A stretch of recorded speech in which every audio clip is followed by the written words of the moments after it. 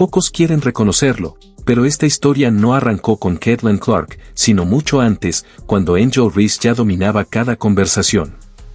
Antes de que la temporada tomara forma, antes de que los números importaran y de que existieran gráficas de ingresos, Angel Reese ya era imposible de ignorar, entrevistas constantes, cámaras encima, redes sociales encendidas y debates por todos lados.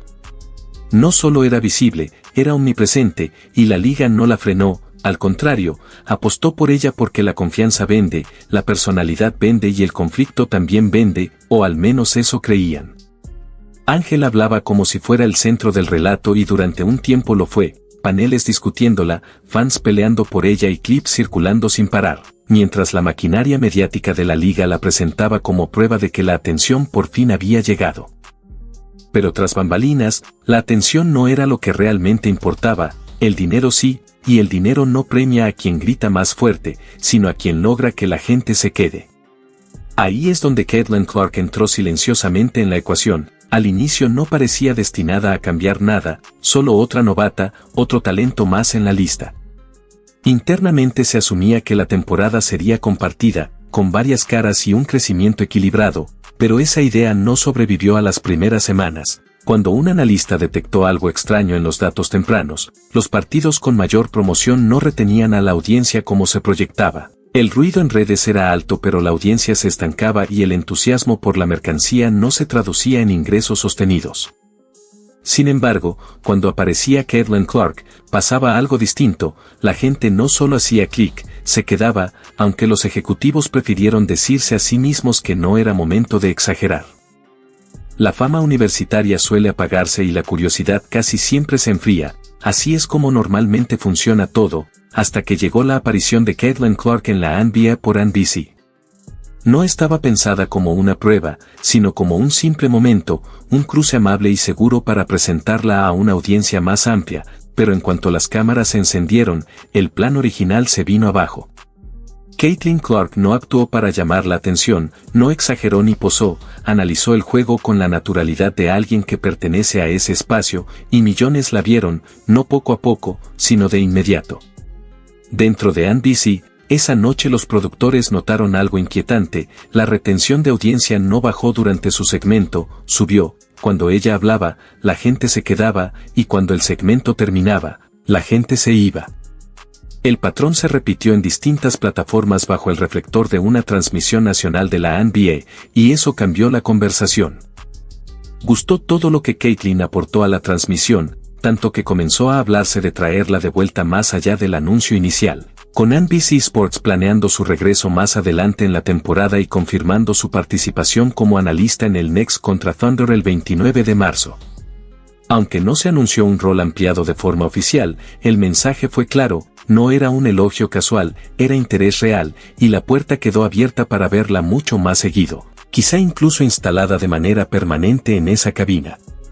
Al principio sonaba a broma entre risas, algo dope, pero con todo lo que estaba pasando alrededor de la WNBA, ni siquiera estaba claro qué venía después, hasta que los clips con ella empezaron a moverse más rápido, a durar más tiempo y a salir del círculo del básquetbol. Fue ahí cuando alguien dentro del edificio dijo la frase que nadie quería repetir, ella es el imán. Esas palabras no se quedaron ahí, viajaron, y cuando llegaron a las oficinas de la liga, el pánico fue inmediato, porque los números de aquella noche en NBC no solo fueron buenos, fueron devastadores. Proyecciones que tardaron meses en construirse se rompieron en una sola noche, los anunciantes lo notaron, los socios de medios lo notaron y los dueños también. Uno de ellos, según varias fuentes, pidió una comparación directa, antes de NBC y después de NBC, y la diferencia no fue sutil, fue brutal. La audiencia se multiplicó, las proyecciones de ingresos explotaron y la demanda de mercancía se disparó, y junto a cada pico apareció el mismo nombre una y otra vez, Caitlin Clark. Ahí fue cuando ese dueño dejó de cuidar las apariencias y, en una reunión privada que nunca debió salir de ese cuarto, lo dijo sin rodeos, los ingresos no crecieron de forma pareja, se multiplicaron. Cuando esa frase se filtró ya no hubo marcha atrás, porque multiplicaron implica desequilibrio, implica un motor ausente, implica que alguien estaba haciendo un trabajo que otros no, y de pronto, Angel Reese dejó de estar en la conversación. No fue porque le faltara talento ni porque no tuviera seguidores, fue porque no movía los números, y ese tipo de apagón no necesita insultos, necesita pruebas. Pronto los periodistas tuvieron acceso a la historia, confirmaciones discretas, gestos fuera de grabación y suficiente humo para confirmar que había fuego.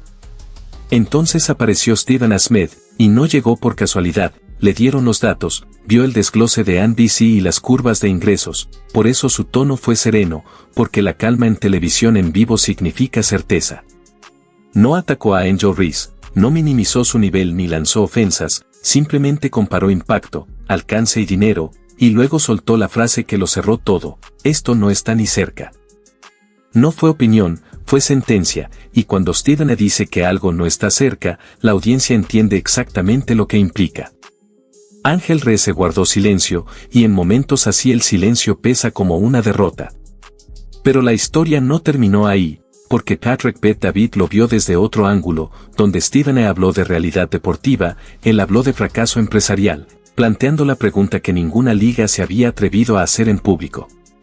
Antes de que ella llegara, había muchas jugadoras negras de alto nivel rindiendo en la WNBA sin recibir ese brillo. Entonces apareció la gallina de los huevos de oro y lo cambió todo, causando un impacto inmediato, ganando el premio a novata del año y terminando cuarta en la votación al MVP de toda la liga, cuarta, en su primer año. Todo sonó impresionante, casi grandioso, cuando salió a la mesa aquella cita en la que J. Hill lanzó la predicción audaz de que Angel Reese sería la MJ de la WNBA para cuando se retirara, una frase potente que circuló, se repitió y alimentó expectativas. Pero entonces la conversación dio un giro incómodo con una pregunta simple y devastadora: si se va mañana, ¿qué pasa con el dinero? Y la respuesta llegó sola, sin dramatismo ni exageración: si Caitlin Clark se va, todo cae. No fue una provocación ni una opinión caliente, fue una advertencia económica. Patrick Bet-David no habló de talento ni de carisma, tampoco de narrativa o personalidad, habló de dependencia, y la dependencia da miedo porque en el momento en que la reconoces, el poder cambia de manos de forma inmediata. Los dueños lo sintieron, los socios de medios lo sintieron, los equipos de marketing lo sintieron, y en medio de ese reajuste silencioso, Angel Reese no fue atacada públicamente ni señalada de frente, simplemente dejó de aparecer en los planes a futuro, apartada sin ruido, como suele ocurrir cuando las decisiones ya no se toman con discursos, sino con números. Eso fue aún peor, sin comunicados, sin defensa y sin confrontación, solo ausencia. A puerta cerrada, el tono de las conversaciones internas cambió y palabras como equilibrio desaparecieron, reemplazadas por otras nuevas: líder de crecimiento, motor principal, activo clave, términos que ya no se usaban para Angel Reese, sino que quedaban reservados para Caitlin Clark. Luego llegó el segundo salto, un gráfico interno que proyectaba un crecimiento de ingresos de 10 veces después de NBC, una cifra que primero circuló en silencio y después a todo volumen. Cuando los aficionados la vieron, el debate se terminó, porque las discusiones viven de la incertidumbre y los números la eliminan por completo. La confianza temprana de Angel Reese quedó expuesta, no porque hablara mal, sino porque habló demasiado pronto y confió en un sistema que no la protegió. Al mismo tiempo, Caitlin entró a una categoría para la que muchos no estaban preparados, y el hecho de que tantos periodistas e instituciones del país no supieran cubrir esta liga terminó siendo otro fallo más que dejó al descubierto como el propio ecosistema le falló a la WNBA. Más allá del ruido mediático, lo que queda al descubierto es una larga lista de fallas institucionales que hoy la liga intenta superar a toda prisa, y la conversación ya no gira solo en torno a nombres, sino al producto en la cancha. Al final del día, los aficionados no se quedan por discursos ni promesas, se quedan por el básquetbol, y si el juego no convence, se van, así de simple. Muchos hablan de la excesiva fisicalidad, otros apuntan directamente al arbitraje, incluso hay análisis profundos sobre de dónde salen los árbitros y a quienes terminan beneficiando sus decisiones, pero el punto central sigue siendo el mismo: la calidad del espectáculo. Una gran parte de los fans casuales llegó a la WNBA por Caitlin Clark, por su estilo distinto, explosivo y emocionante, y ahora que están dentro, empiezan a mirar alrededor, a interesarse por otras jugadoras y a evaluar el nivel real del producto. Ahí es donde surgen las preguntas incómodas. ¿Se está trabajando de verdad para mejorar el juego? ¿Hay ajustes en el arbitraje? Los dueños y las jugadoras están empujando cambios reales.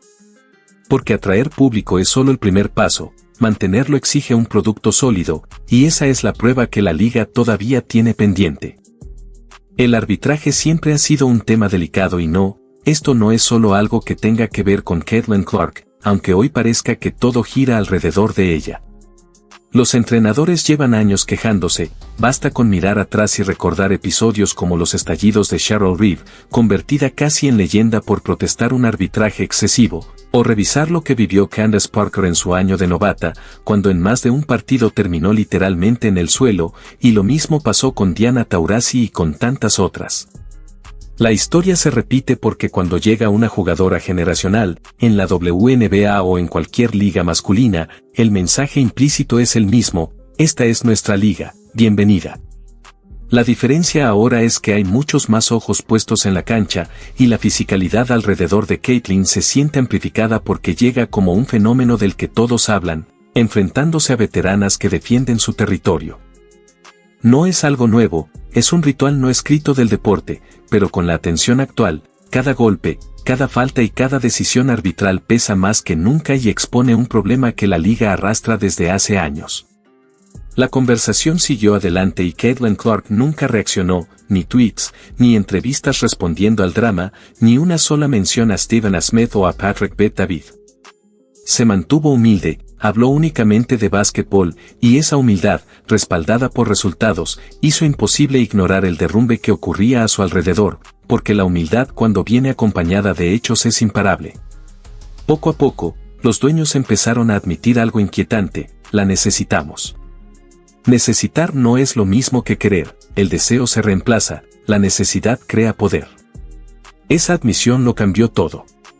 Ángel Reese no fue cortada, ni criticada, ni degradada, simplemente dejó de ser esencial, y en el deporte profesional, volverte prescindible es el final más silencioso. Para cuando terminó el mes, el mensaje público de la liga ya había cambiado por completo.